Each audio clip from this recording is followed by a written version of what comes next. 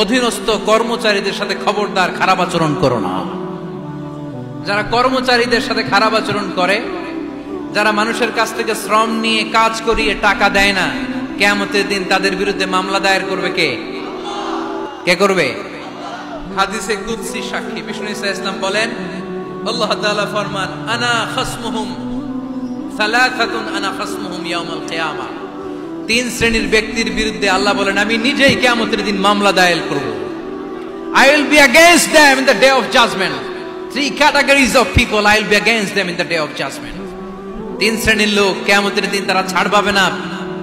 আল্লাহ বলেন, আমি নিজেই তাদের বিরুদ্ধে মামলা দায়ের করব। এর মধ্যে এক শ্রেণীর লোক হচ্ছে রাজুলুন ইস্তাআজারা জিরান ফাস্তাউফা মিনহু ওয়া লাম ইউতি আজরা।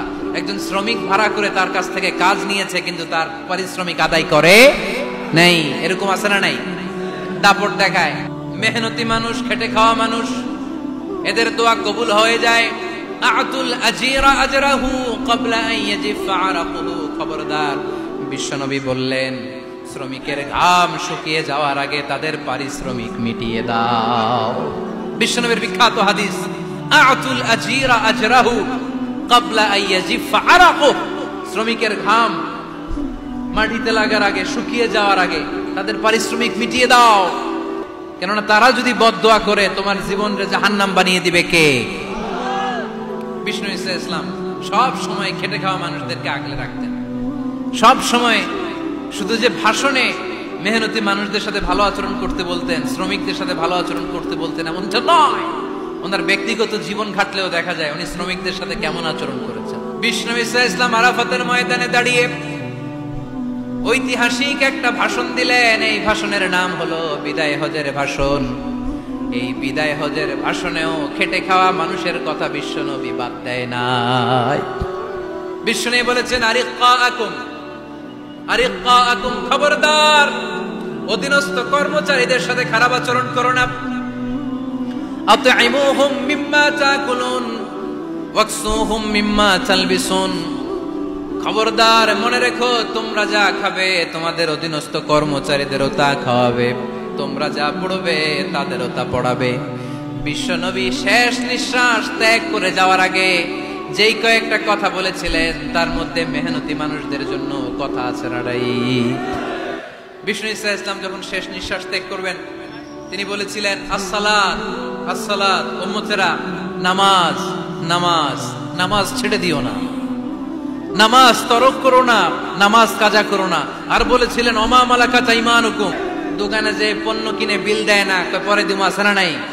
কিয়ামতের দিন আল্লাহ তোর এই মাস্তানি ছুটাবে। চিল্লা এখন ঠিক কিনা? আনা খাসমুহুম, আমি নিজেই তাদের বিরুদ্ধে মামলা দায়ের করব। কথাটা কার? এজন্য বিশ্বনবী বললেন, খবরদার, তো ছাগল যারা পালে তারা জানে ছাগল পালা কত কষ্ট।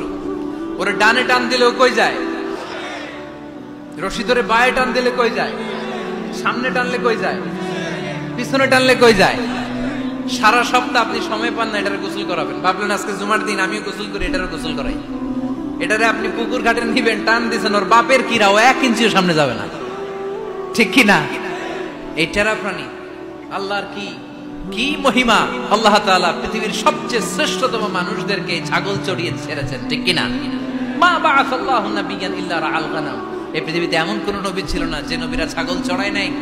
আল্লাহ বুঝাতে চাইলেন, ছাগল চড়ানো অনেক কষ্টের কাজ, অনেক ধৈর্যের প্রয়োজন। এখন নবীরা তোমরা ছাগল চড়াও, কিছুদিন পর ছাগলের চেয়েও টেরা জাতি মানুষ চড়াইতে হবে।